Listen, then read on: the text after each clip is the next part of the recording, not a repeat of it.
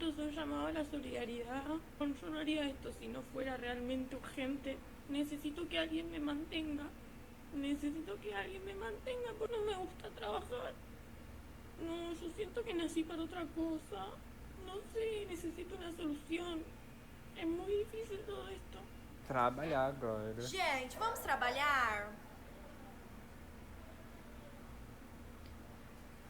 Ai, gente, me bateu uma fominha agora. Eu queria só comer um açaizinho. Alguém me manda um pix? Vou deixar aqui. Eu queria comer alguma coisinha diferente hoje. Tô com uma fominha. Gente, vamos encher uma banheira de miojo? Gente, vamos encher a banheira de miojo? Vamos jogar? Gente, essa banheira aqui acho que tá meio sem sabor, meio sem sal. Agora eu vou tacar um pouquinho de corante pra ficar sensacional. Eba!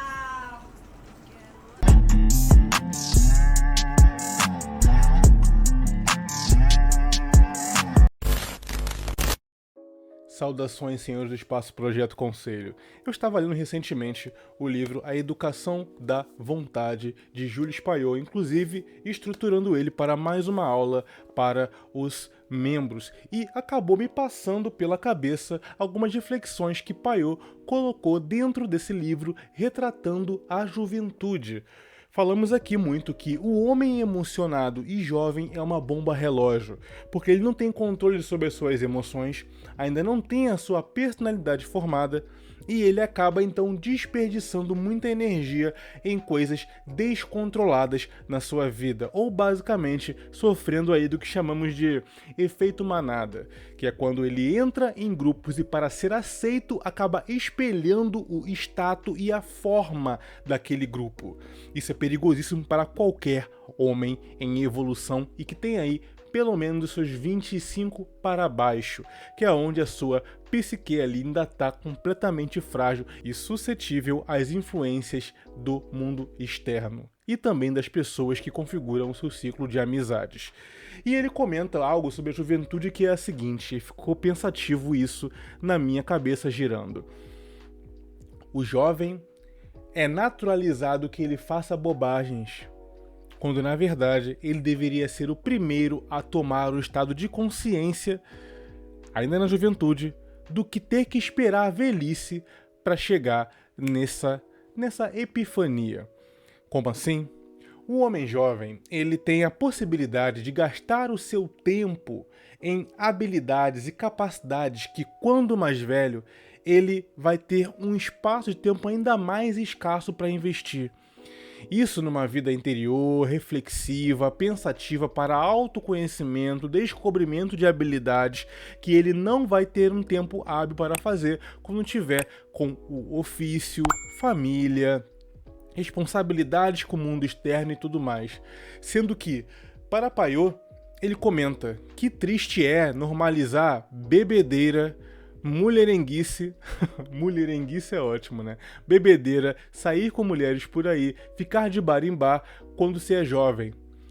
Por que é uma doideira naturalizar isso? Porque o jovem está perdendo aquilo que há de mais precioso na vida dele como moeda de homem, que é o seu tempo, algo que não volta, certo? E ele acha que vai ter mais tempo depois que envelhecer, sendo que todo mundo sabe que depois que você passa aí dos seus 25 ou 30 anos, você tem um tempo ainda menor para se debruçar sobre essas coisas que ele deveria estar fazendo quando jovem. E ele comenta aqui, inclusive, que quando você, jovem, se manca de que você tem como moeda mais poderosa o seu tempo e que você deve usá-la agora, que você só tem obrigações basicamente com os seus estudos, né? E ainda é, em tese, bancado aí direta ou indiretamente pelos familiares, tá ganhando a sua independência, cara, você tem o ouro na mão para investir pesado em estudo, conhecimento, aprofundamento e autoconhecimento. Porque a vida caótica no pós-30, no trabalho agressivo, no mercado de trabalho de modo geral, demandas do mundo vão acabar apequenando cada vez mais a sua capacidade de autorreflexão e você vai acabar sendo automatizado pela vida, vai ser engolido por ela. Ele inclusive comenta que, já que passamos 1/3 da vida dormindo e até os 25 ficamos no piloto automático sem ter muita autorreflexão de nós mesmos, sobra ainda muito menos tempo para esse exercício de autoinvestigação. Então, quando você acha que tem tempo, na verdade você já nem tem tanto tempo assim. Imagina depois de mais velho. E ele comenta ainda, eu até fiz aqui uma pequena nota de como nós satisfazemos a nossa vontade quando somos jovens.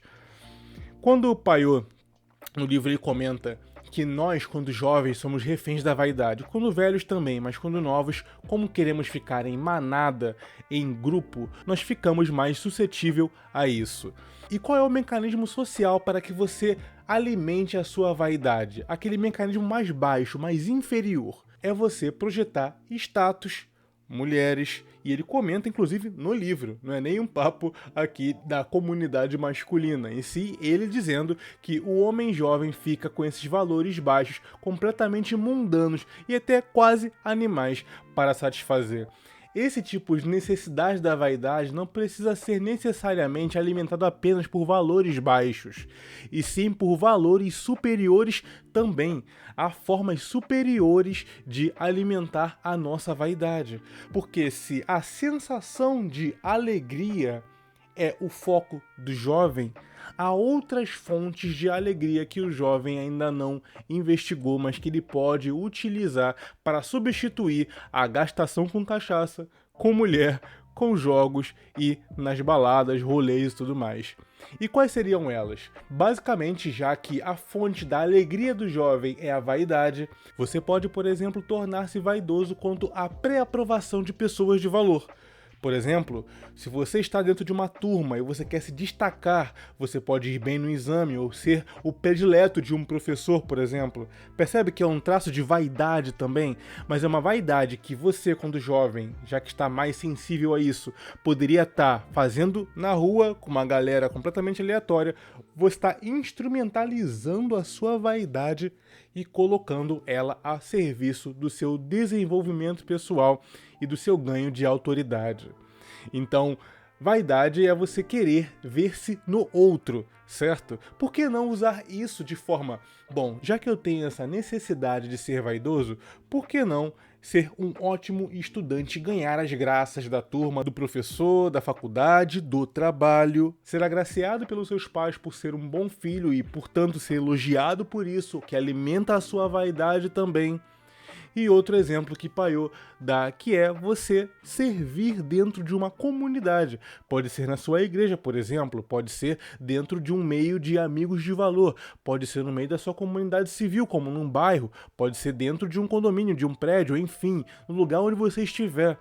Você ser reconhecido por fazer algo de útil é também um alimento da vaidade, só que agora você está trocando uma vaidade inferior por uma vaidade de valores superiores, porque essa vaidade está alinhada agora ao seu objetivo.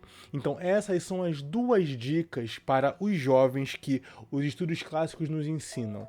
Primeira, o jovem tem a maior moeda do homem, que é o tempo nas mãos, e normalizar irresponsabilidade, cachaçagem, mulherice no jovem é justamente tirar esse poder dele, coisa que ele se arrependerá certamente lá na frente.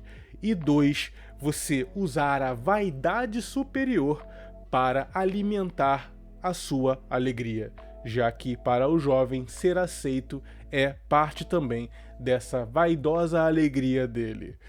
Sabia desses dois mecanismos? Já leu livros como Educação da Vontade? Eu tenho uma lista na vitrine do conselho de livros que eu recomendo a todos. Eu vou colocar o link no comentário fixado, mas também tem na descrição. Então fiquem à vontade para visitar. Tem por categoria separado, desde evolução pessoal, domínio da mente e coisas do tipo. Vão lá, deem uma olhada, tem até ficção e não ficção, para quem aí quer um acompanhante de cabeceira para acompanhar aí nas suas noites sem sono, ao invés de ficar no celular. Por que não ler um livro antes de dormir, já que está sem sono?